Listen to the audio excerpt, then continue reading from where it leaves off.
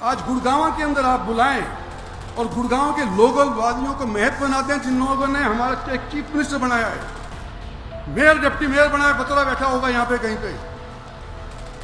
लेकिन आप लोगों ने तो इस तरह से कर लिया जैसे कि आप ही आप हैं, हमारा कोई योगदान नहीं।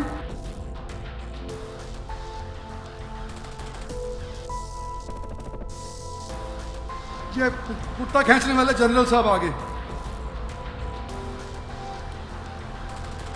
ये जनरल साहब ये पहले ही नहीं बुलाते मेरे को, इतना ही बुला दिया वही गनीमत है। और इस चीज़ के लिए निबिन साहब आपका धन्यवाद करता हूं और हमारी मैडम का धन्यवाद करता हूं कि पार्टी का प्रोग्राम नहीं होता तो ना मेरे को बुलाया जाता, और जिस तरह से मेरा नाम भी नहीं था इसके अंदर भाषणबाजी के अंदर तो मेरे को बोलने भी नहीं। उल्टी गंगा बह रही है। सीनियर्स पहले बोल गए और जूनियर्स को बाद के अंदर बुलवाया जा रहा है।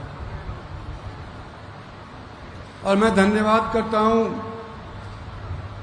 अर्चना जी का कि इन्होंने हमारे राष्ट्रीय अध्यक्ष को यहां पर आमंत्रित करके और इसको एक विशेष वर्ग का प्रोग्राम न रखते हुए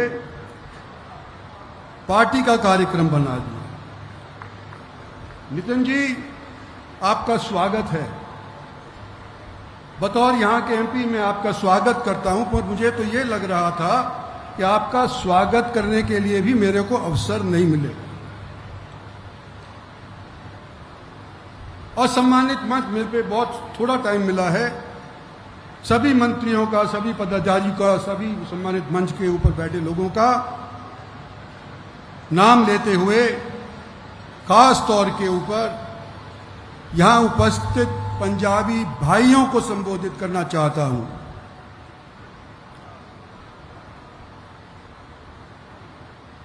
आज के दिन आप पंजाबी बोलते हैं, पाकिस्तान के उस हिस्से से आए हैं जो लाइन के परे था, हिंदुस्तान की लाइन के परे था। और जैसे गौरव ने किया था, क्या किया था कि जो हिंदुस्तान और पाकिस्तान के बीच के अंदर लाइन जुड़ी हुई है बॉर्डर की, उसको एक के ऊपर दूसरा पलट करके और जो वहां के हिंदू लोग थे उनको हिंदुस्तान के अंदर भेज दिया। हमारे यहां गुड़गांव के अंदर, हरियाणा के अंदर डेरा गाजी खान वाले भी आए हैं, मियां वाले भी आए हैं और कई जगहों के आए हैं। आज इस सभा के अंदर शायद यहां के किसी लोकल लोगों को नहीं बुलाया गया। इस चीज की मुझे आपत्ति है कि जहां प्रधानमंत्री ने यूं कहा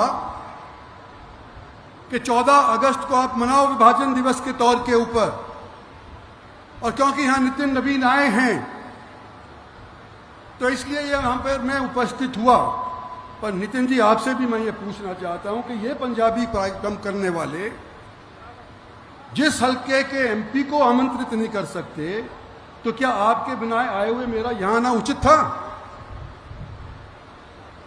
और मैं ये भी कहना चाहता हूं, फर्जन संजय भाटिया जी बैठे हैं यहां पे, अगर ये प्रोग्राम पानीपत के अंदर हुआ होता तो क्या संजय भाटिया को ना बुलाया जाता? और अगर यह प्रोग्राम करनाल के अंदर होता तो क्या मनोहर लाल जी खट्टर को नहीं बुलाया जाता? और आज सभी यहां बैठे हुए पंजाबियों को मैं अपनी तरफ से दिल से कह रहा हूं कि मैं आपका धन्यवाद करता हूं कि 6 बार मैंने आप लोगों से वोट मांगी है और 6 बार आप लोगों ने मुझे यहां से जिता करके भेजा है, क्योंकि भारतीय जनता पार्टी की टिकट पे मैं लड़ रहा था। लेकिन सवाल इस बात का है कि आप हमारे को अपना नहीं समझते। कम से कम ये जो लोग जिन्होंने कार्यक्रम आयोजित किया है, बोधराज सीकरी जी, कभी आप इलेक्शन लड़े हो? स्वामी धर्मदेव जी, मैं आपका अजीज हूं, आपने मुझे आशीर्वाद दिया हुआ है। एक बार आपके भी मन में आई थी कि राजनीति कर लूं, नतीजा क्या हुआ था आप जाकर के पूछ लेना। आज मैं ये कहना चाहता हूं कि हरियाणा में जो लोग वहां पर पीड़ित थे, ज्यादातर हरियाणा के अंदर आए, कुछ ही लोग पंजाब में गए हैं। सारे मिले हुए पंजाब के लोग आज हरियाणा के अंदर आए हैं और हरियाणा के मूल वासियों ने उनका स्वागत किया है, उनका धन्यवाद किया है। मैं कहानी बताना चाहता हूं आपको कि जब हरियाणा पंजाब से अलग हुआ था हिंदुस्तान के अंदर, तो उस टाइम के ऊपर मैं कॉलेज जाने शुरू हुआ था। और जैसे जो पढ़े लिखे लोग हैं और कभी कॉलेज गए हैं, तो उनको मालूम होगा कि जब कोई फ्रेशर जाता है तो उसकी रैगिंग हुई और रैगिंग होती है। और मेरे से क्या रैगिंग के अंदर कहा गया कि तुम जब यहां पे आए हो तो ये बताओ तुम कौन से प्रांत से, कहां से आए हो। तो मैंने बताया कि मैं हरियाणा से आया हूं, नया नया हरियाणा बना था। और मेरे को लिखने के गया, एक पूरी कॉपी एक दिन के अंदर भरने को कहा गया और उसमें यह कहा गया, जो अंग्रेजी जानते हैं, I come from Haryana, the land of agriculture but no culture. ये हरियाणा के बारे के अंदर उस टाइम के अंदर सोच थी। और आज के दिन मैं कई बार कह चुका हूं और दोहराता हूं, हरियाणा के अंदर अगर संस्कृति और कल्चर आया है तो ये पंजाबी लोग जो हमारे बीच के अंदर सामने बैठे हुए हैं, उन लोगों के माध्यम से आया है। आज हरियाणा पहला प्रदेश है जिसने पंजाबी को मुख्यमंत्री बनाया है। पहली बात तो मोदी जी ने बना दिया खट्टर साहब को, लेकिन दूसरी बात तो ये अपने आप बने ना, मुख्यमंत्री थे। हरियाणा पहला प्रदेश है जहां से सेना का चीफ, मेरे काल के अंदर 2 सेना के चीफ बने हैं हरियाणा से। मैं तो कहूंगा दोनों हरियाणा वासी थे, एक लेफ्टिनेंट जनरल सुहाग और दूसरा लेफ्टिनेंट जनरल कपूर। पर ये प्रोग्राम को आयोजित करने वाले शायद यूं कहेंगे कि एक तो हरियाणा का था और दूसरा पंजाबी था। मैं आज के दिन यूं कहना चाहता हूं, पंजाबियों भाइयों, मैं आपका अजीज हूं, आपने मेरे को बनाया है, लेकिन एक बात ध्यान रखें, ताली दोनों हाथ से बजती है। आज हरियाणा के गुड़गांव के अंदर जहां पर हम बैठे हुए हैं, पहला पंजाबी एमएलए किसने बनाया? यहां के लोगों ने, सिर्फ पंजाबी वोट से नहीं जीता।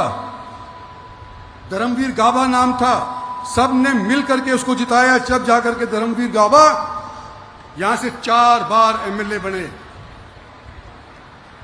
यह भी कहना चाहता हूं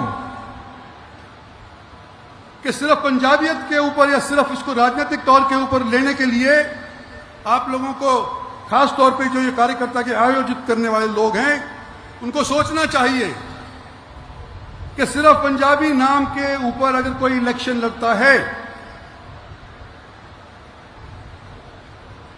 मदान इंडिपेंडेंटली 48,000 वोट ले गया लेकिन जीता नहीं। आज के दिन हरियाणा के अंदर, खासतौर पे गुड़गांव के अंदर 36 कॉर्पोरेटर्स हैं, 36 कितने पंजाबी हैं? 2। आज गुड़गांव के अंदर आप बुलाएं और गुड़गांव के लोकल वादियों को महत्व बनाते हैं, जिन लोगों ने हमारा एक चीफ मिनिस्टर बनाया है, मेयर, डिप्टी मेयर बनाया, बतौरा बैठा होगा यहां पे कहीं पे। लेकिन आप लोगों ने तो इस तरह से कर लिया जैसे कि आप की आप हैं, हमारा कोई योगदान नहीं। 2 चीफ बना दिया, चीफ मिनिस्टर बना दिया, यहाँ के एमएलए गुड़गांव के अंदर बना दिया। तो भाइयों, मेरा आपसे कहना है कि आप लोग भाजपा पार्टी के साथ रहो, जो आपके माध्यम से ये राजनीति, ये कुत्ता खींचने वाले जनरल साहब आगे, ये जनरल साहब ये पहले ही नहीं बुलाते मेरे को, ये इतना ही बुला दिया, वही गनीमत है। और इस चीज के लिए निबिन साहब आपका धन्यवाद करता हूं और हमारी मैडम का धन्यवाद करता हूं कि पार्टी का प्रोग्राम नहीं होता तो ना मेरे को बुलाया जाता, और जिस तरह से मेरा नाम भी नहीं था इसके अंदर भाषणबाजी के अंदर, तो मेरे को बोलने भी नहीं।